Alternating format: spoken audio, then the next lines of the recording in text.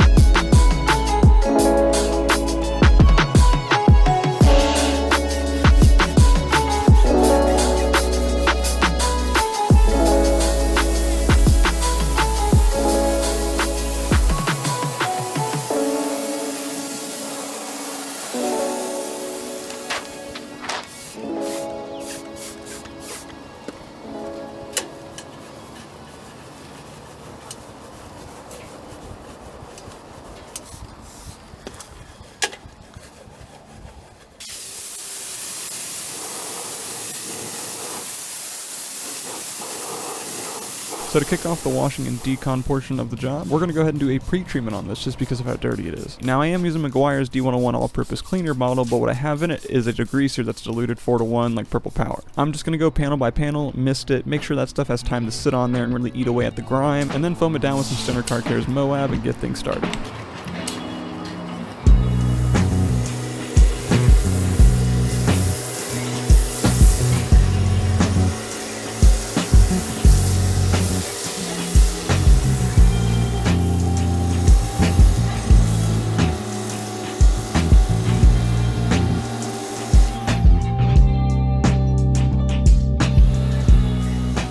One thing I noticed throughout this process is that using a degreaser and then spraying on top Moab from Stoner's was a fantastic plan. Not only could the degreaser sit on the paint, but the foam was thin enough to where it could actually stay on the paint long enough for it to work and then also run its way down so that way there wasn't so many dirt solids left. Whereas if the foam was more thick, which, I mean, you just up the solution amount, it would kind of just sit there and not really run off any dirt. But after I've given it some solid time to really sit on there, we go through with my boar's hair detail brush and clean out every crevice because it was a little grimy just about everywhere you looked.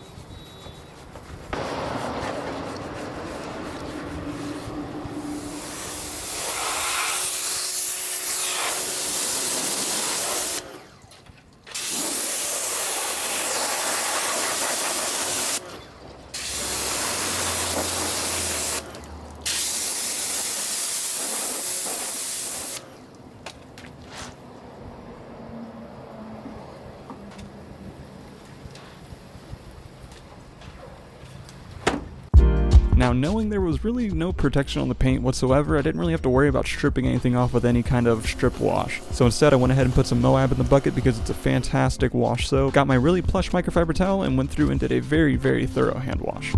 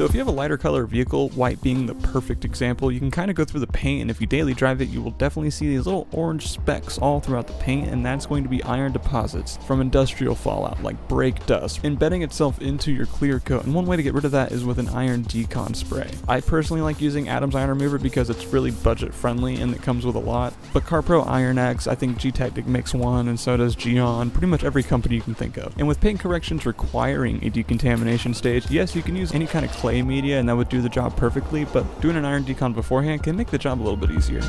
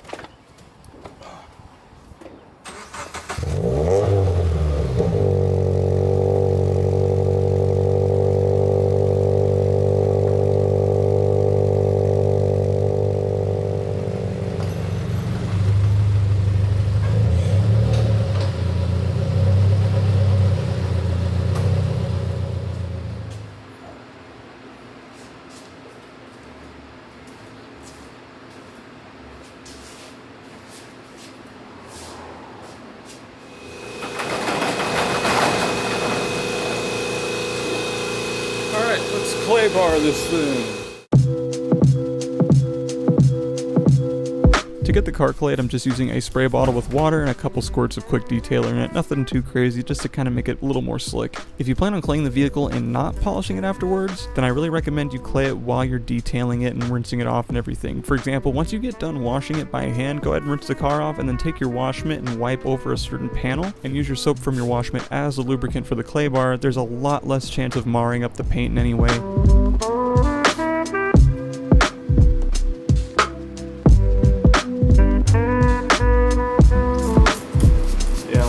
It just needs to be reset. Like either that could be from the battery and try that, and if that doesn't work, then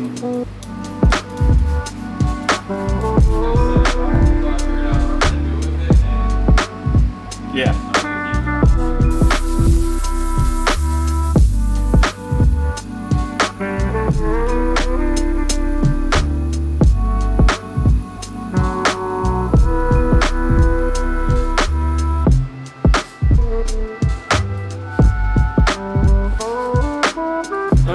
Go ahead and do a paint inspection.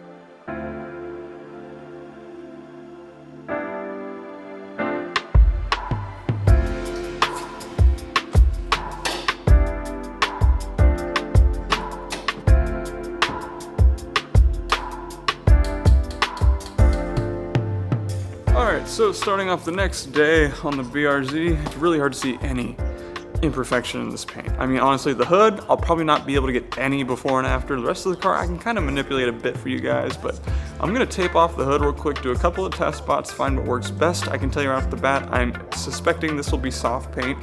Not that I know, never done a BRZ TS, but I know Japanese cars usually have a lot softer paint.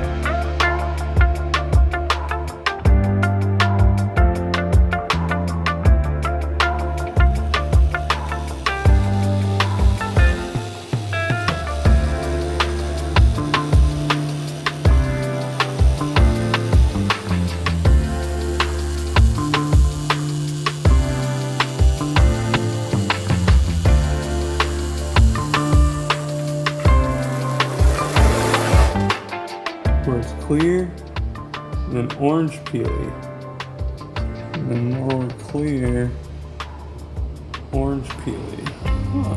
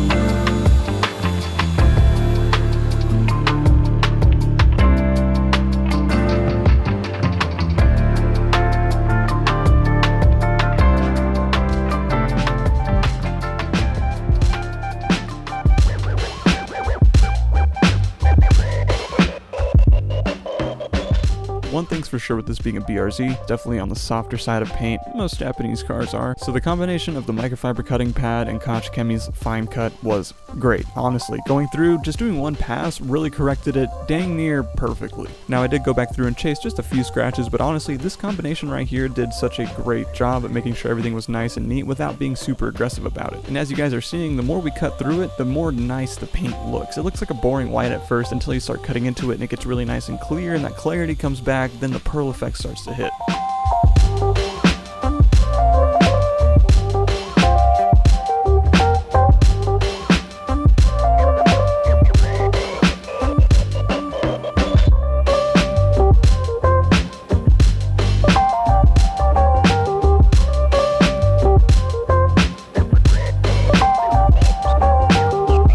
Pretty emblem.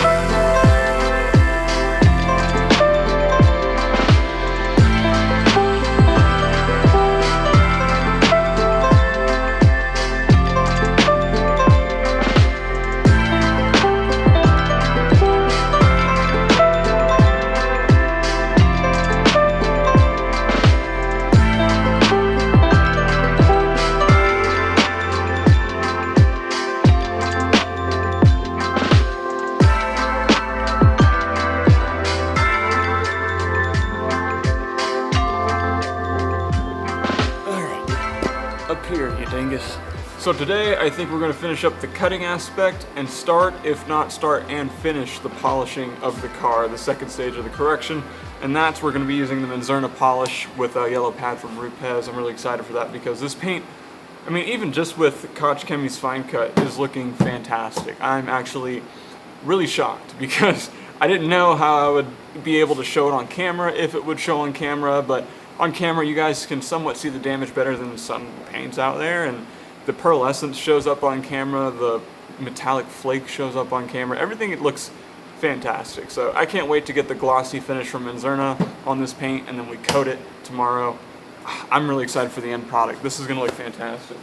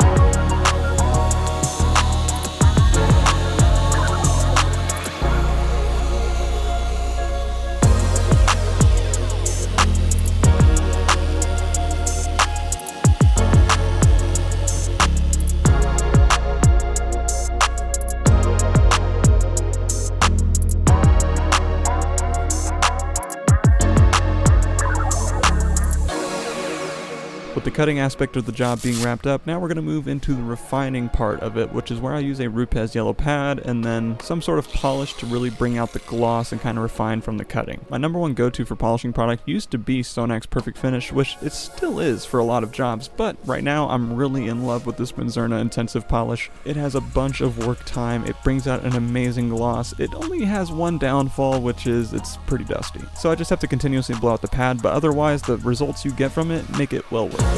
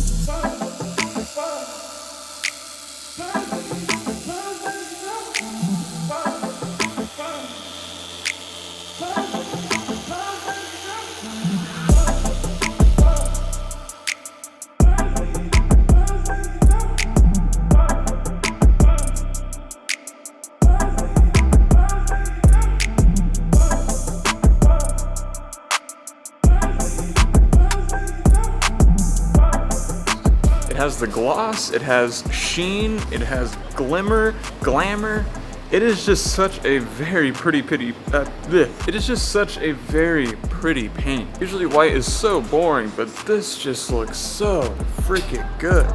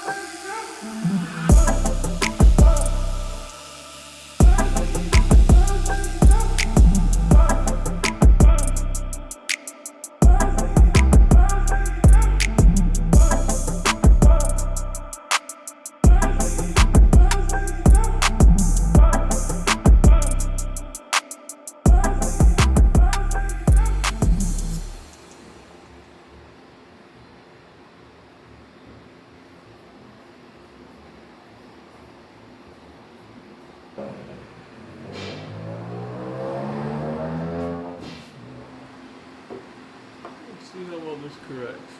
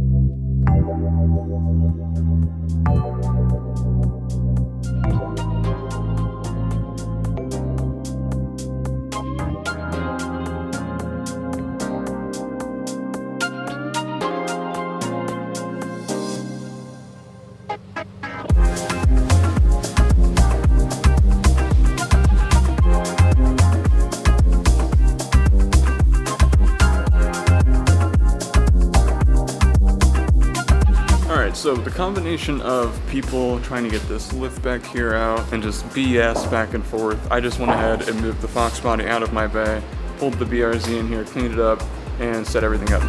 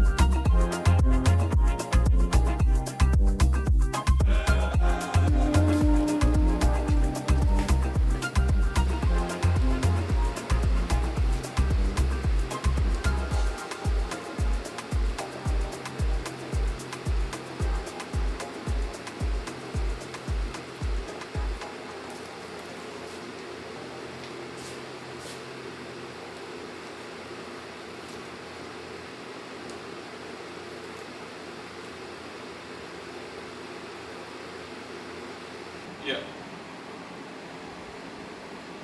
Yeah, that's what Ethan just told me. Oh shit. Am I still recording? Holy crap, I've had you sitting here for 30 minutes while I've been in meeting after meeting. My god, alright.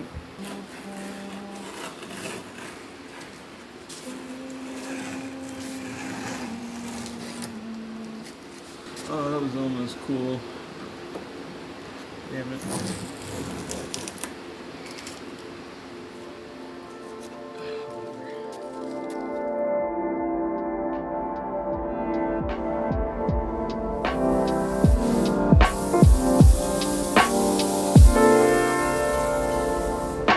Got to prep things for coating, and the ways I do that is get rid of all the tape and then focus on IPAing the paint down. Some people might not know what IPA is. It's just an isopropyl alcohol mixture. Usually I like to use 60-40, 60% water, 40% IPA, but when it comes down to doing my final wipe with IPA before doing any kind of coating, I like to use it the other way around, 60% IPA, 40% distilled water. Past that, I like to take a cocktail stick with a toothpick as well and go through every single crevice with a microfiber that's doused in IPA and just make sure all the polishing residue that kind of worked its way into the crevices is now taken away. Jim from White Details, he coined the term toothpickery, and that's what I'm going to stick by because that is the definition. This is toothpickery work.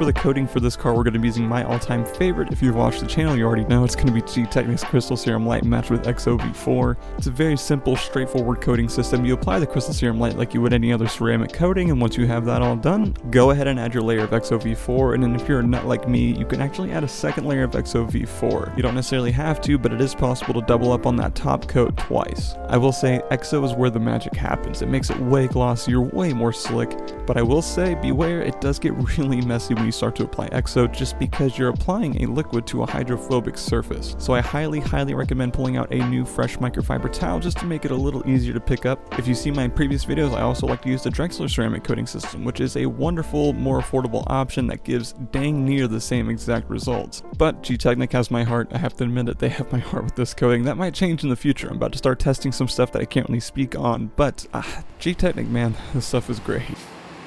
Let's actually mention something real quick too, especially when working with a car like a Subaru BRZ, Toyota, whatever, any kind of really JDM car that has softer paint. When it comes to wiping off a coating, you can actually re-scratch the paint on accident, and it's with these little braided ends here, or like whatever the heck this is, stitched together.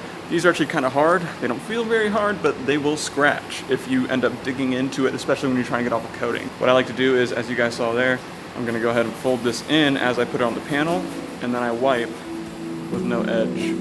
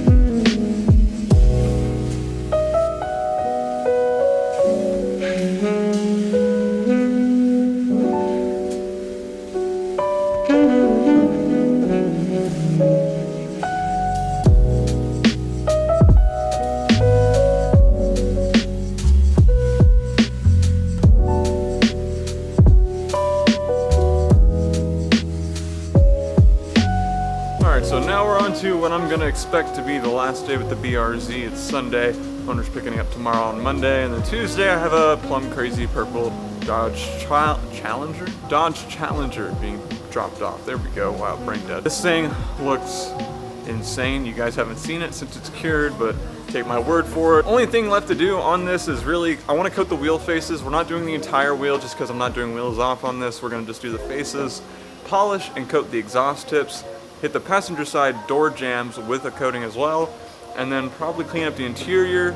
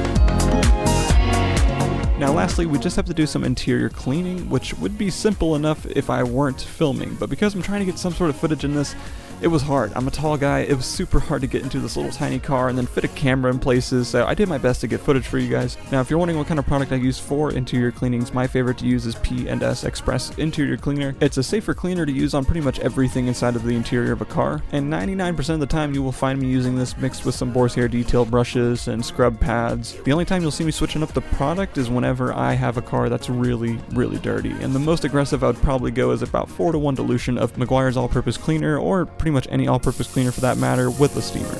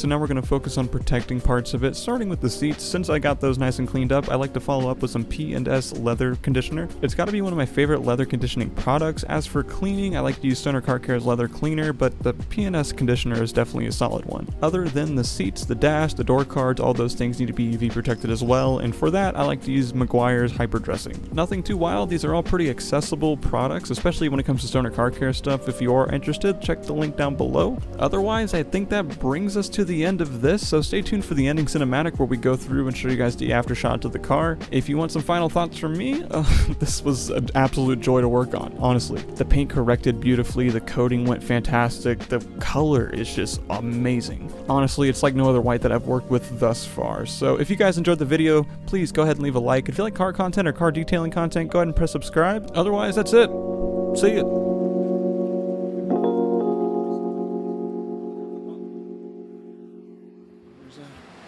And we're done. That's it. We're going to take this thing outside, do some final shots. So hope you guys enjoyed it. And I'll see y'all next week in another video. See ya. Look at this wing. Isn't that nice? So nice.